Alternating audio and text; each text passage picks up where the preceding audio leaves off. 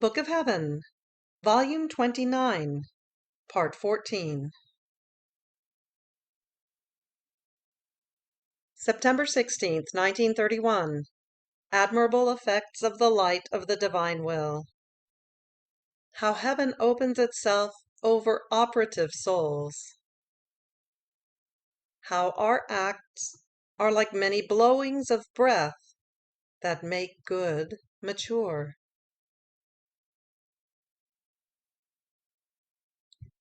My poor mind seems to be able to do nothing other than wander in the divine fiat. And oh, how painful it is for me, when, even just for brief instants, I am gloomed by some shadow or thought which is not all will of God. Oh, then I feel my happiness breaking. The current of light, of peace, breaking. Alas, I feel the weight of my unhappy will.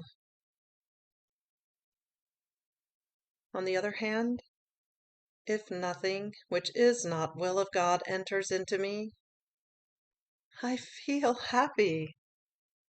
I live in the immensity of its light. Even more, I cannot even see where this light ends, which forms in me the celestial dwelling of perennial peace. O power of the Supreme Will, you who know how to change the human into divine, ugliness into beauty, pains into joys, should they even remain pains, do not leave me for one instant.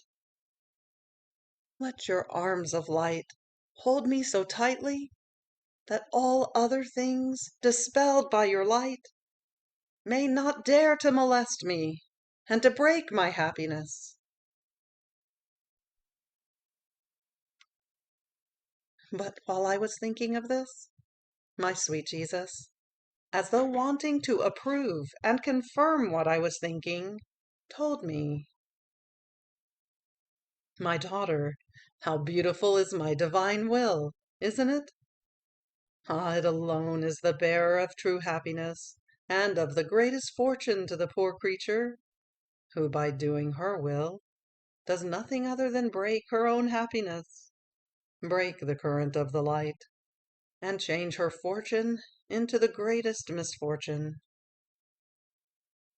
And as the creature disposes herself to do my will, so it keeps rehabilitating her in the lost goods, because the substance of my divine will is light, and everything it does can be called effects of this light.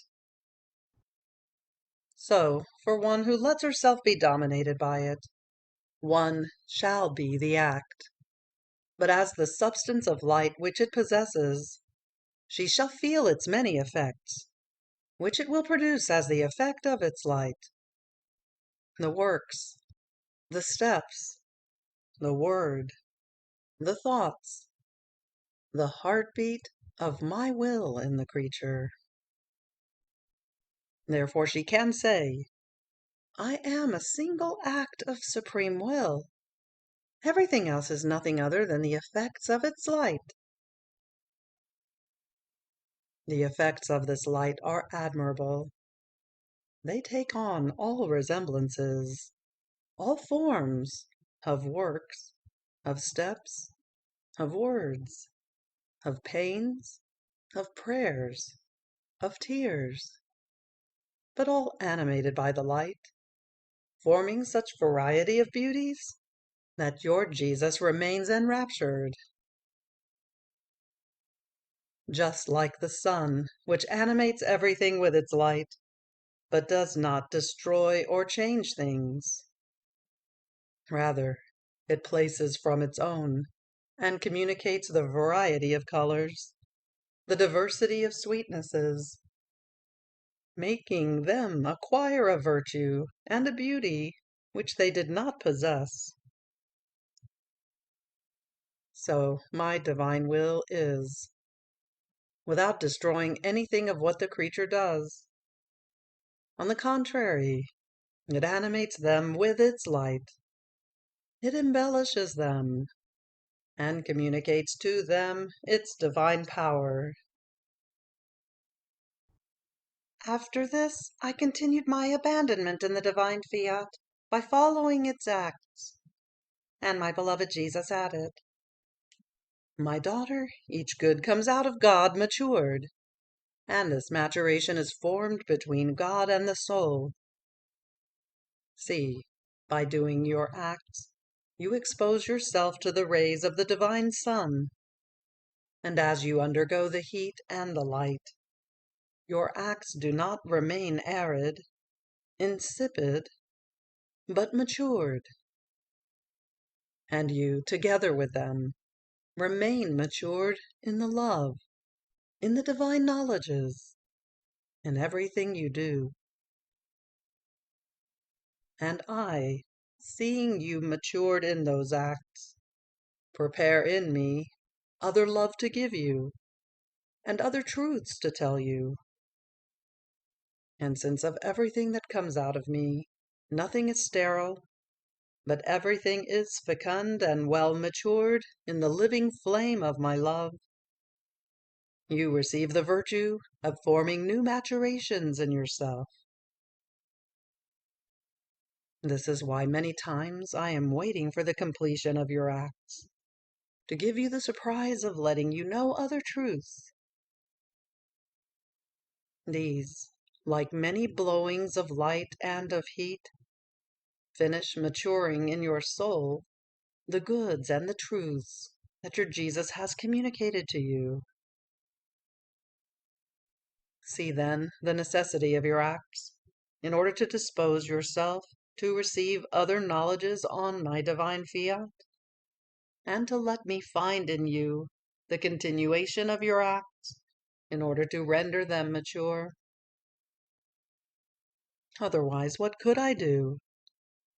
I would remain like sun, which, while it goes through the earth, finds neither a flower to color, nor a fruit to mature. So all the admirable effects that the sun contains would remain within its light.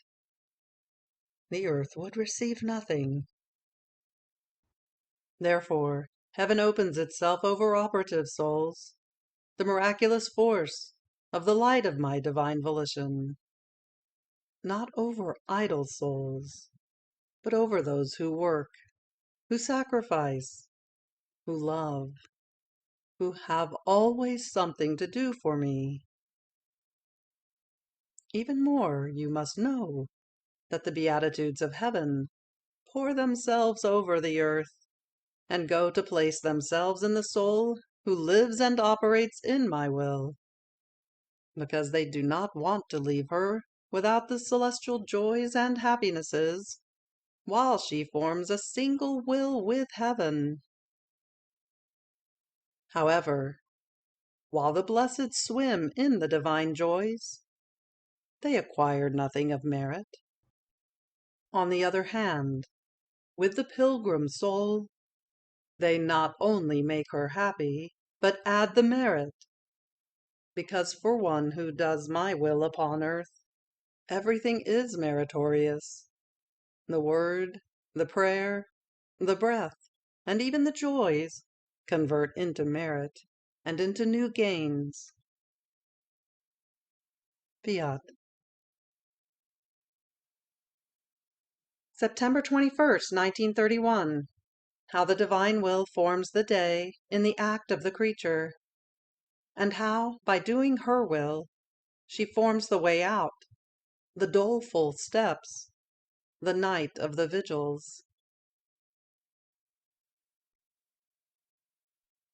I was continuing my acts in the divine volition, and I prayed my highest good, Jesus, to make the sun of the divine will rise in each of my acts, so that I might give him, in each of my acts, the love, the homage, the glory, as if I were forming for him, in each act of mine, a day of divine light, of love, of profound adoration. communicated to me into my act by his own will. Oh, how I would like to say, in each of my acts, whether big or small, I make a day for Jesus, to love him more. But while I was thinking of this, my beloved Jesus, repeating his usual little visit to my soul, told me, "My daughter, my divine will is the true day for the creature, but in order to form this day, it wants to be called in her act, because as it is called, so it encloses itself in the act, to make its divine day arise. It has the virtue of changing the act, the word, the step, the joys and the pains, into most splendid and enchanting days. So my divine will is waiting, as the creature rises from her night rest, to be called, in order to form its day of action in her. And since it is most pure light, it does not adapt itself to working in the dark act of the human will, but with its light it changes the act into daylight, and forms in it its splendid day, filled with heroic and divine actions, with such order and beauty, worthy only of its vivifying and operative virtue. It can be said that it is waiting behind the doors of the act of the creature, just like the sun behind the windows of the rooms, such that, even though outside there is much light, the rooms are in the dark, because the doors have not yet been opened to it. The same for my divine will. Even though it is light that fills everything, the human act is always dark, if my will is not called to rise in it. Therefore, call it to rise in each of your acts, if you want it to form in you its beautiful day, and I may find in you, and in each of your acts, my days of love that surround me with joys and with delights, which shall make me repeat, my delight is to be with the children of my divine will. I shall spend my days happy in you, not in the unhappy night of your human will, but in the full dwelling of my light, and of the perennial peace of my celestial fatherland. Ah, yes, I will repeat, I am happy in this creature.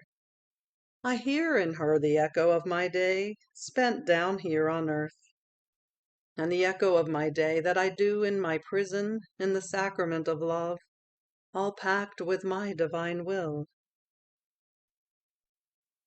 So, if you want to render me happy, let me find in you the operating virtue of my divine will, which knows how to form for me my beautiful days of most refulgent light, all strewn with ineffable joys and with celestial happiness. More so, since the creature from the very beginning of her creation was placed by God in the happy and peaceful day of our divine will. Inside and outside of her, everything was light, even more full midday. Inside her heart, before her eyes, above her head, and even under her steps, she could see and feel the palpitating life of my holy volition, which, while it kept her immersed in the fullness of light and of happiness, it closed for her all the ways and the steps of human unhappinesses. And the creature, by doing her human will, formed for herself the outlets, the unhappy ways, the doleful steps, the thick darkness, in which she herself formed her own unhappiness, the tortures, the pain, the oppressing night, not of rest, but of vigils of passions, of agitations, and of torments. And this in my very divine will. And this because since the creature was made only by it, and to live of it and in it, there is no place for her, either on earth or in heaven, or even in hell, outside of my divine fiat. So one who tries to live in my divine will closes these outlets. Each of her acts in it suppresses the unhappy ways that she has formed, makes the doleful steps disappear, suffocates the night, makes rest arise, and puts an end to all her evils. Even more, my own divine will, as it sees that she wants to live in it, caresses her, puts her in feast, and helps her to suppress the outlets. It closes the doors to her evils, because we neither want, nor do we love for the creature to be unhappy. It dishonors us, and forms her sorrow and ours. Therefore we want to see her happy, and of our own happiness. Oh, how painful it is for our paternal heart to possess immense riches, infinite joys, and to see our children in our own house, that is, in our own will, poor, starving, and unhappy. Fiat. September 29th, 1931. Growth of the creature before the Divine Majesty. The living in the divine will is gift that God shall give to the creature. I was doing my round in the divine will in order to follow its many acts done for love of us. And as I arrived at Eden, I paused in that act in which God created man. What solemn moments! What ardor of love! So that act can be called a most pure, complete, substantial, never interrupted act of divine love. Therefore man was formed, had his origin, was born in the love of his Creator. It was right that he should grow, as though kneaded and breathed upon, like a little flame, by the breath of the one who so much loved him. But while I was thinking of this, my most sweet Jesus, visiting my little soul, told me, "My daughter, the creation of man was nothing other than an outpouring of our love, but so great that he could not receive it all within himself, not having the capacity to be able to enclose in his interior an act of the one who was issuing him to the light. So our act remained inside and outside of him, that it might serve him as nourishment in order to grow before the one who with so much love had created him, and who so much loved him. And since it was not only our love that poured out in creating man, but all of our divine qualities, therefore the power, the goodness, the wisdom, the beauty, and so forth, poured out. So our love was not content with loving him, but pouring out all of our divine qualities. It left the table always prepared, and at man's disposal, so that each time he wanted to, he could come to sit at this celestial table to nourish himself with our goodness, power, beauty, love, and wisdom, and so grow before us with our same divine qualities, with the model of our likeness. And each time he would come into our presence to take our sips of our divine qualities, we would rock him on our knees to let him take rest, and let him digest what he had taken, so that he might again nourish himself of our divine outpourings, to form his complete growth of goodness, of power, of sanctity, of beauty, as our love desired, and our will wanted. When we do a work, our love is so great that we give and prepare everything, so that nothing may be lacking to our creative work. We do complete works, never by half, and if it seems that something is missing, it is the part of the creature who does not take everything that we have put out for her good and for our glory. Then I continued to think about the divine will, and my beloved Jesus added, "My daughter, the living in my will is a gift that we give to the creature, great gift that surpasses in value, in sanctity, in beauty, and in happiness, all other gifts, in an infinite and unreachable way. When we give this gift so great, we do nothing other than open the doors to make her the possessor of our divine possessions, the place in which passions, dangers, have no more life, nor can an enemy harm her or do her evil.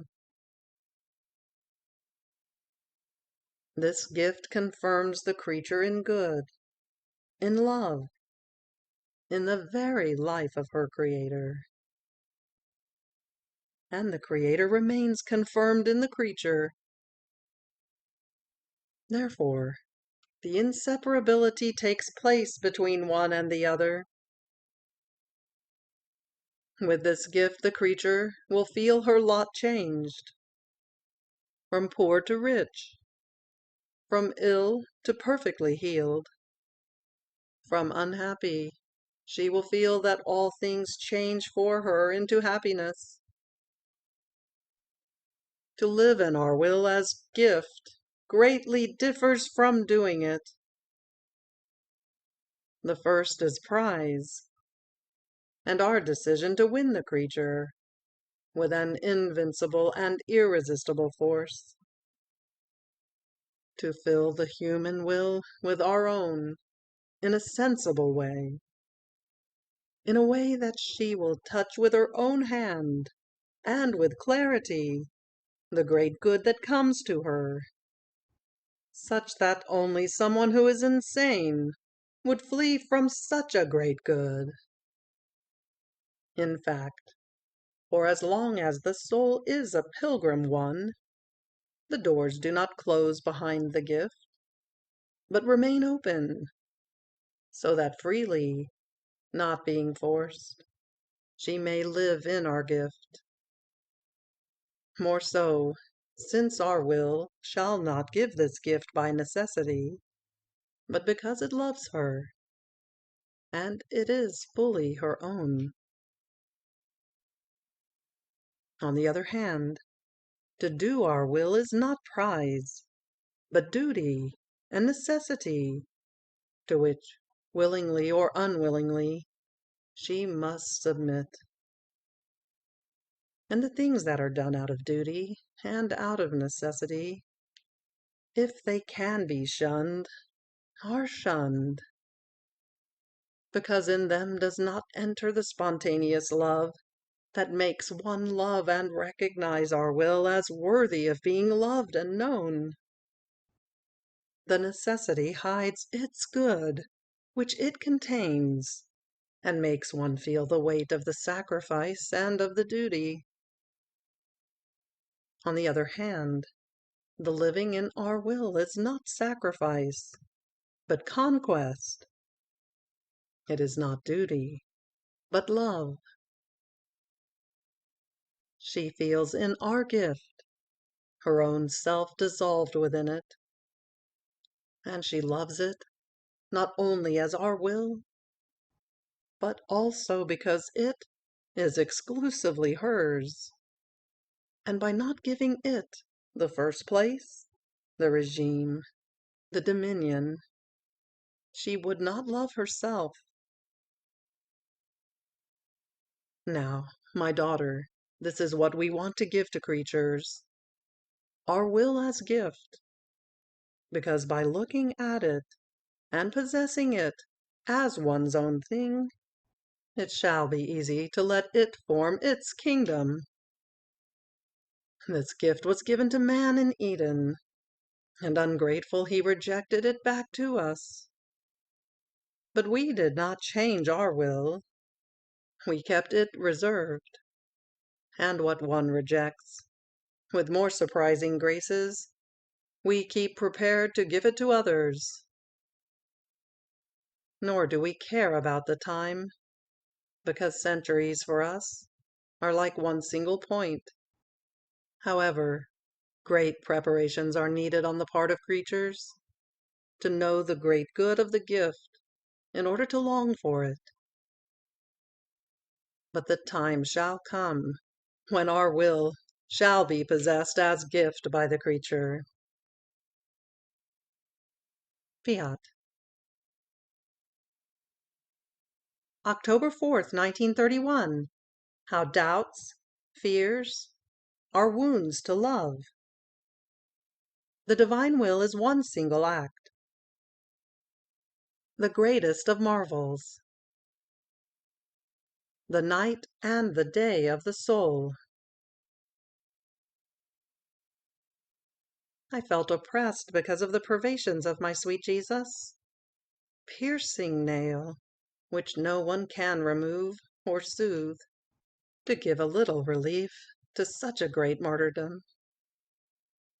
Only his return, his lovable presence, can destroy as if by magic the nail and the pain, and it makes the purest joys arise, which only Jesus knows how to give with his lovable presence. So I did nothing but abandon myself in the arms of the divine will, praying it to unveil for me the one whom I so much long for. And while I was doing this, my lovable Jesus, like flash, lightened my poor soul and told me, "Good daughter, courage! You oppress yourself too much, and your oppression causes you to reduce yourself to the extremes, and casts you into the sad doubt that your Jesus does not love you, and that maybe he will no longer come to you. No, no, I do not want this doubt. Oppressions, doubts, fears are wounds to my love, and debilitate your love for me, depriving you of the surge and the flight to run always toward me in order to love me. And once the continuous current of love toward me is broken, you remain like a poor infirm one, and I no longer find the powerful magnet of your continuous love that draws me to you. Now you must know how all the acts of my divine will, which are innumerable, reduce themselves all to one single point and act. This is the greatest marvel of our Supreme Being, to form, to possess, to see all possible and imaginable acts in one single act.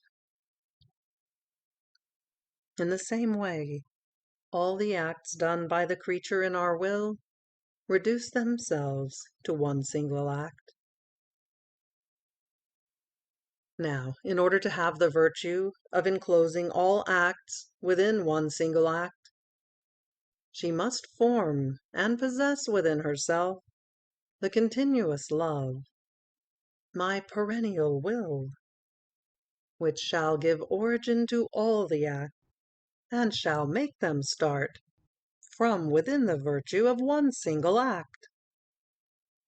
See then, all the acts you have done in my will have unified together in one single act, and they form your cortege, your support, your strength, your light that never goes off. And they love you so much that, making themselves arms, they keep you as the dear apple of my Fiat's eye, because in it were they formed and received life. Therefore do not oppress yourself. Enjoy the fruits of my volition. And if you see that I delay my coming, wait for me with patient love, and when you least expect it, I shall surprise you, and shall make my usual little visit. And I will be happy to find you in my own will, always in act of loving me. After this he added, My daughter, our divine being is great, immense, powerful, and so forth. This does not cause much marvel, because all of these divine qualities of ours are by nature, and form the whole entirety of our supreme being. So by nature we are immense in the power, immense in the love, in the beauty, in the wisdom, in the mercy, and so forth. And since we are immense in all things, everything that comes out of us remains in the nets of our immense divine qualities. Now, what causes the greatest of marvels is to see the soul who lives in our divine will, who encloses in her little act the powerful and immense act of her Creator. To see, as though lined up in the little acts of the finite being, the immense love, the immense wisdom, the infinite beauty, the boundless mercy, the interminable sanctity of the one who created her. The little enclosing the great is more marvelous than the great enclosing the little. For our greatness, it is easy to embrace everything, to enclose every one, nor does it take any art or industry, because from our immensity no one can escape us. But for the little to enclose the great, it takes an art of its own, a divine industry, which only our power and our great love can form in the creature. If we do not place of our own, on her own she could not do it. Therefore, the living in our divine Fiat is the marvel of marvels. It is the greatest of prodigies. The soul renders herself so striking and artful that it is an enchantment to see her. It can be said that in each little act of hers concurs a miracle of ours. Otherwise, the little enclosing the great could not happen. And our goodness is such that it takes greatest delight, and waits with so much love for the creature, to give it the occasion to let it perform this divine art of continuous miracles.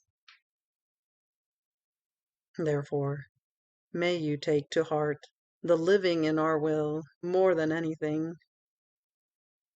In this way you will be more content, and we, more content than you, and you shall be, in our creative hands, our field of action, and our continuous work. If you knew how much we like our work in the souls who live in our will, you would be more attentive never to go out of it. Then I continued my abandonment in the Fiat, though accompanied by a sadness, because of so many afflicting things that crowd my poor mind, which it is not necessary to say on paper. Certain intimate secrets, it is right only for Jesus and Him alone to know. And my beloved Jesus repeated with a most tender tone, "My daughter, you must know that just as nature has the night and the day, so the soul has her night, the dawn, the daybreak, the full midday, and her sunset. The night calls for the day, and the day for the night. It can be said that they call for each other. Now, the night of the soul is my privation, but for one who lives in my will, these are precious nights, not of slothful rest, of restless sleep. No, no, but night of operative rest, of peaceful sleep.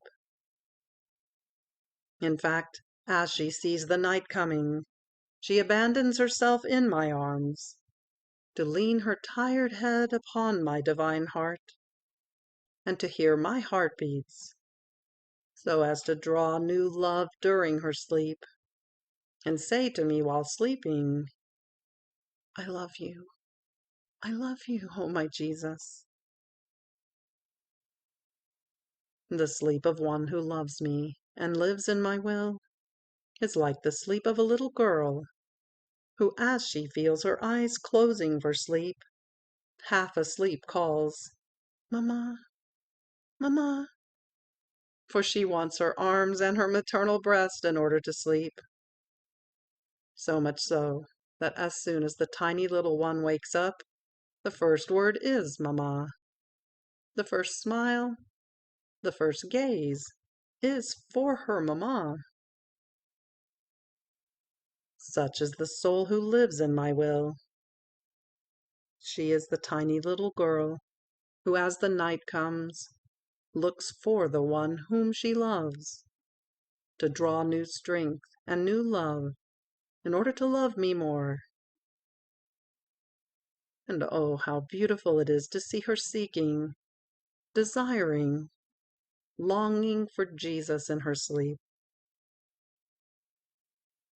This seeking, desiring, and longing call for the dawn, form the daybreak, and make the full day arise, which calls for the sun.